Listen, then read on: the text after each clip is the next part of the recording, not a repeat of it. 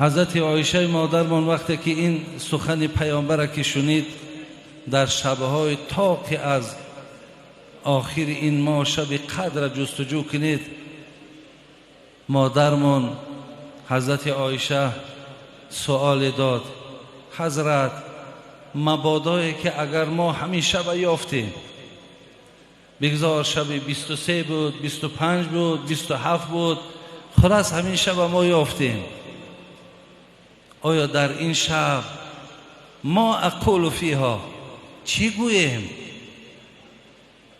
پیامبر ما به حضرت عایشه تعلیم دادند: قولی اللهم انک عفو تحب العفو فاعف عنی.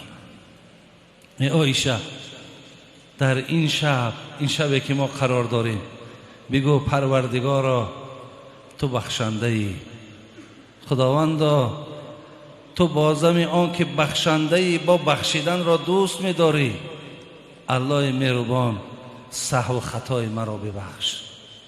این تعلیمات پیامبرمان و مادرمان حضرت عایشه بود.